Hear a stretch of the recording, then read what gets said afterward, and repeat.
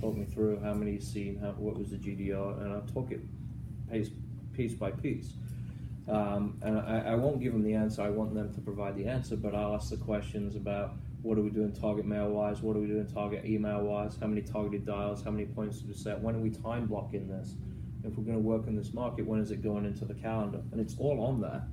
So you can have a really good, what networking opportunities are there that we can go to?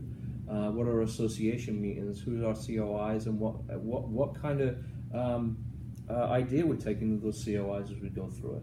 How many drop-ins we're doing? Financial education, how many attempts do we make? What's our best success?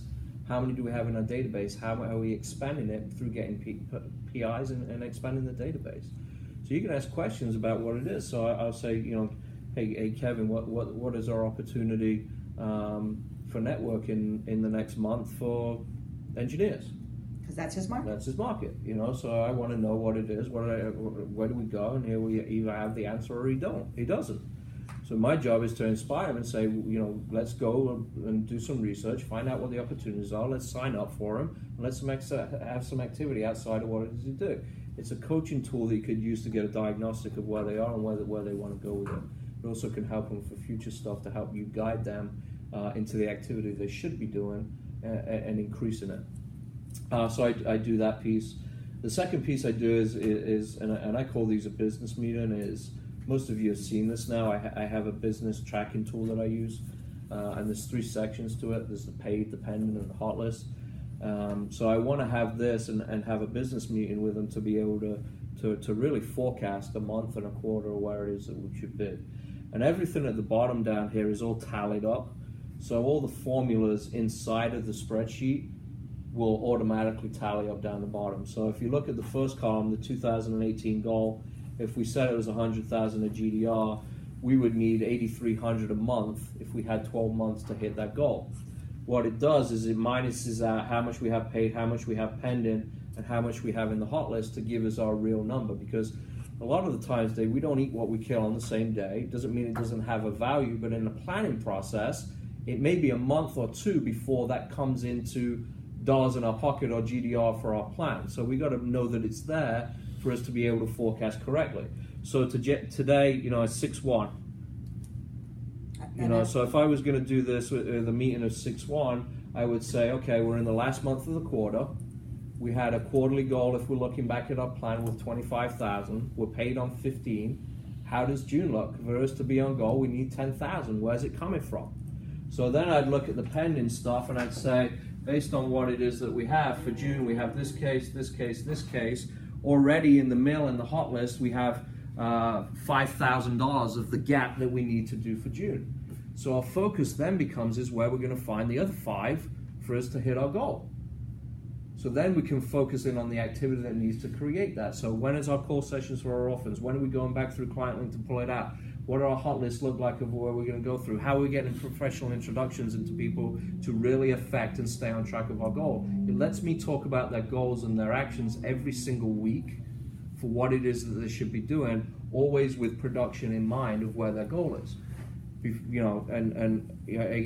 When I was talking to the people that I got when I came here, they had no idea, 1, what their goal was for the quarter, 2, how they were tracking it, and it was no clue. So one of the things by just implementing these 2 things is I set it as a business meeting. Once a week, I don't call it a PEP, I call it a business meeting, or a PEP business meeting. So we're going to look at your business, and I'm going to treat them like a business owner, and they're going to come to me like I'm a bank, and they're going to present their plan of every week of what it is that they're going to do. And it pisses me off in this business, and no other industry that is a sales industry lets people fail so much as we do in this business. I mean, there are people that go weeks making no money, weeks, but months. In any other industry, they'd be what? They'd be lucky if they have a job, right? In our industry, we accept it and think it's going to go through. So we got to find a way that's not going to put the slamming it down to change the behavior of saying you've got to do this. But the other way to change it is to inspire it and coach to it. And if you can do that and have a business meeting and change them, treat them as a business person, they'll know more about running their practice than they've ever known before. and they'll know where the money's going to come from, because a lot of the times in this industry, agents don't know how to do their own financial planning and what their flow is month to month to month to month to pay the bills. And then if they can't pay the bills, then if you go back to the first slide that I draw out, people run out of time pretty quickly, and they eat into their savings and they eat into money just to pay their bills, and then they're out of the job, out of the industry, because they ran out of time. So we have a business discussion every single week based on what's coming through, what's outstanding, how does the week look. I'll say, how do you look this week? What are the breakdown of the appointments? How many opens, middles, and closes? How many are joint work? Where are we going? What's the potential of it? And I'll talk through the hot list. The hot list, the bigger it is, the more healthy the person's practice is, because the bigger the hot list is, the more people they've seen. And I tell them, don't put them on there unless there's a 75% chance that you're eventually going to do business with them. Because if you don't think it is, don't put them on there. That's a false pipeline. And we're going to do how we move them up to pending and how we move them up to paid. So there's a value to everything that we do. And this is a session based on their business and what their inventory is for the business. So through this, I can coach and say, okay, if we've got a $25,000 a month third quarter goal, what does July look like? From their pending and their hot list, I can say for July, because of the dates of how they're filling it out, we've got a potential of X amount of dollars that are already in the hopper that could come through July.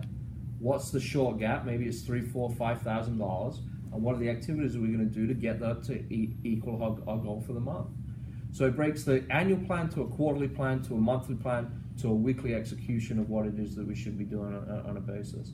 And this is how we make our plan come to life, and how we kind of give them the key actions and tactics on a weekly basis from their original document, which is their planning document, for them to execute on.